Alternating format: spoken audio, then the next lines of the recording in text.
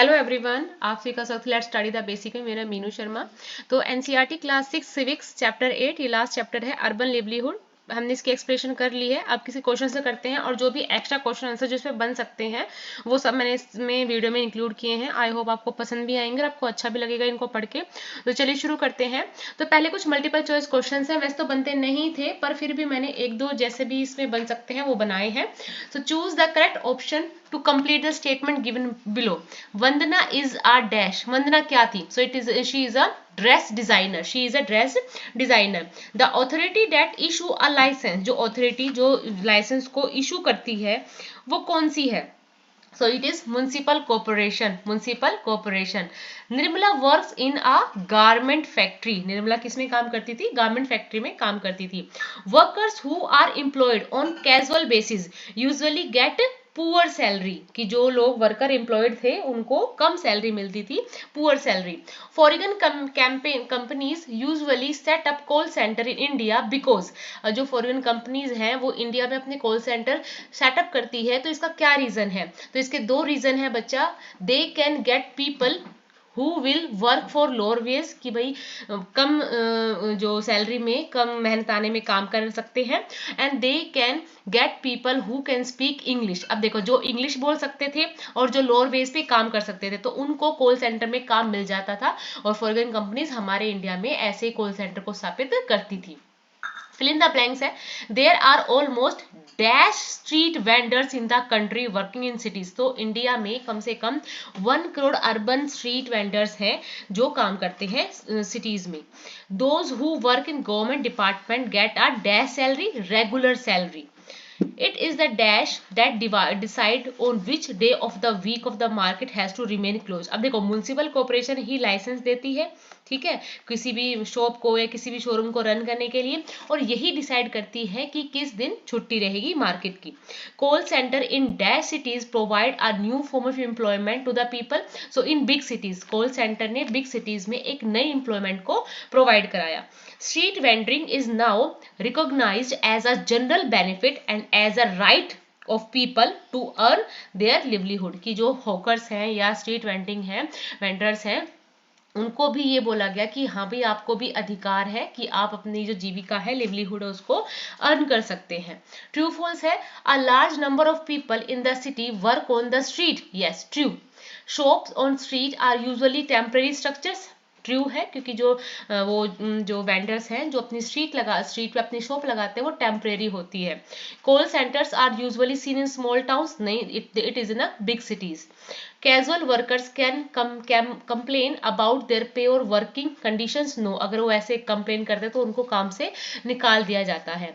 Permanent workers get only medical facilities. नहीं, उनको सिर्फ मेडिकल फैसिलिटी नहीं मिलती, उनको हॉलीडेज भी मिलती है, उनको मेडिकल फैसिलिटीज तो मिलती है, साथ में छुट्टियां हैं, उनको आराम भी मिलता है, ठीक है। उनको रहने के लिए अगर उनके पास घर नहीं तो उनको रेंटेड हाउस भी प्रोवाइड हो जाते हैं। Very short answer type questions. Name some activities which are carried out on the street. तो स्ट्रीट पे से कौन कौन सी एक्टिविटी है जो होती है? सो वेंडरिंग, हेयर कटिंग, शू रिपेयरिंग, फ्लावर सेलिंग, और भी बहुत सारे आप लिख सकते हैं। What was found in survey of Ahmedabad city. Ahmedabad city में सर्वे हुआ तो क्या पाया गया कि 12% की पूरी पॉपुलेशन के अहमदाबाद की 12% जो लोग हैं वो स्ट्रीट पे काम करते हैं। So in a survey of Ahmedabad city it was found that 12% of the all workers in the city were people working on the street. What type of things do vendors usually sell. वो क्या क्या बेचते हैं? तो वो जो बेचते हैं, वो जो सामान जो बेचते हैं वो घर से बना के लाते हैं।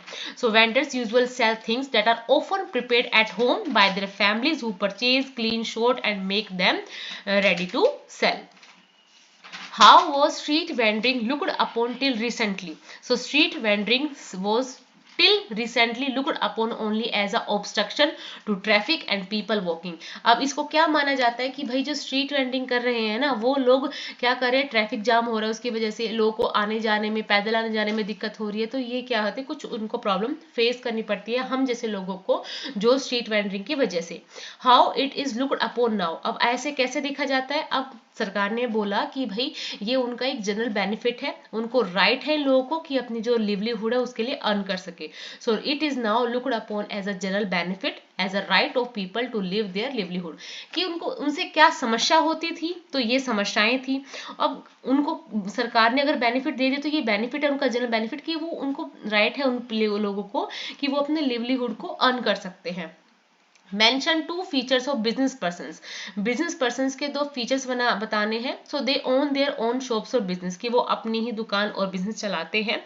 They employ a number of workers as supervisor and helper, अब उनके पास बहुत सारे सुपरवाइजर्स भी होते हैं और हेल्पर भी होते हैं उनका काम करने के लिए। What is essential for the permanent shop, तो they must have a licence to do business, उनके पास लाइसेंस होना चाहिए परमानेंट शॉप वाले का।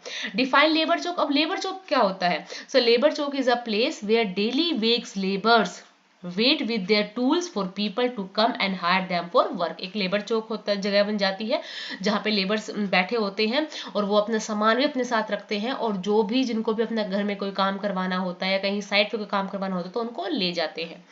What is the normal working day in a garment factory? So it begin at 9 a.m. and finish at only 10 p.m.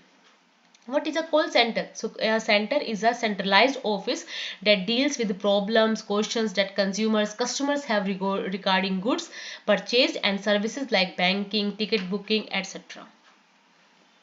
Now short answer type questions है। How do hawkers manage their work, जो hawkers हैं वो अपने काम को कैसे manage करते हैं? So hawkers work on their own, they organise their own work, they know how much to purchase as well as where and how to set up their shops, कि जो हॉकर्स हैं वो खुद ही अपना काम करते हैं, वो खुद ही मालिक होते हैं, वो खुद ही डिसाइड करते हैं कि कहाँ से उनको सामान लेना है, कहाँ अपनी शॉप को सेटअप करना है। And their shops are usually temporary structures, जो उनके शॉप्स होते हैं वो टेम्परेरी स्ट्रक्चर्स होते हैं।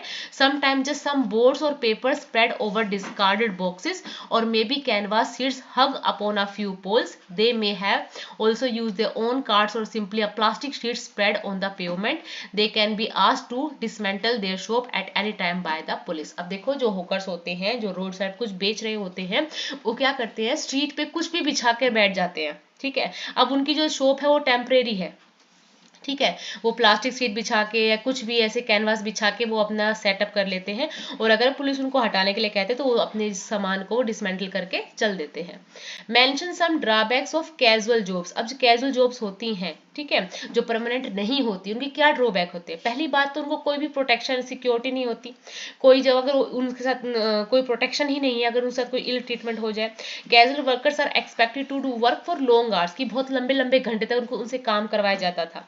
Even if they don't complain they can be asked to leave when workload is less. अब देखो जब काम कम होता है तो उनको छुट्टी, उनको निकाल देते, अब तुम्हारी छुट्टी होगा, तुम जाओ भी, हाँ नहीं आना दोबारा काम करने। दूसरी बात, वो कभी कंप्लेन ही नहीं कर सकते क्योंकि बेचारे उनको जरूरत है ना, जो उनसे काम करवा रहे हैं उनको जरूरत नहीं है उनकी, तो उनको लंबे लंबे घंटे काम करना पड़ता है, कोई सिक्योरिटी नहीं है, कोई एक ऐसा परमानेंट चीज नहीं है उनके लिए कि वो वहां बने रहे। What ever does Sudha do, अब सुधा क्या करती है? सुधा एक मार्केटिंग मैनेजर है कंपनी में, मैन्युफैक्चर करती है वो बिस्किट का, और उसने क्या है, उसके जो 50 सेल्समैन उसके नीचे काम करते हैं, ठीक है, और उसको इस वजह से डिफरेंट पार्ट पे ट्रेवल करना पड़ता है। They get order from shopkeepers and collect payment from them. She has divide the city into 6 reason.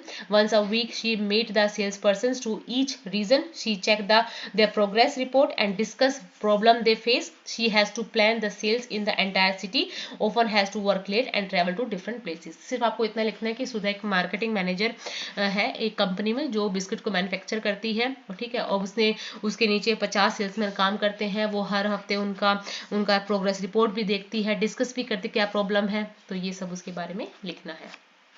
Complete the following table, discuss how they work in different. अब देखो बच्चू मांझी था, ठीक है, रिक्शा पुलर है, 100 रुपए एक दिन के कमाता है, कोई सिक्योरिटी नहीं है, कोई बेनिफिट भी नहीं है, और वो अपना काम करता है।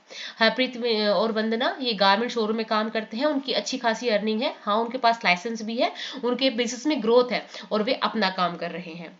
निर्मला गारमेंट फैक्ट्री में काम करती है, एक दिन के मतलब 8 घंटे के 80 रुपए कमाती है, कोई सिक्योरिटी नहीं है उसके पास, एक्स्ट्रा काम करते हुए 100 या 40 रुपए उसको मिल जाते हैं, वो इम्प्लॉयड है, किसी के नीचे काम काम करती है।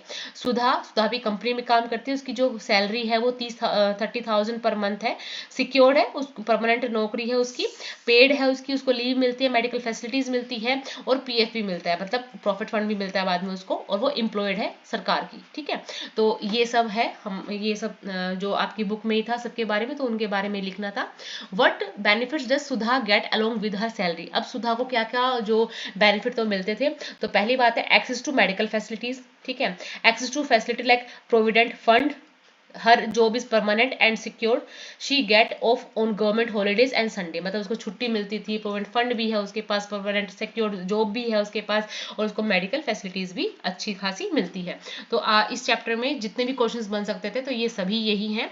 आई होप आपको वीडियोस अच्छी लगी होगी। Thank you and keep watching.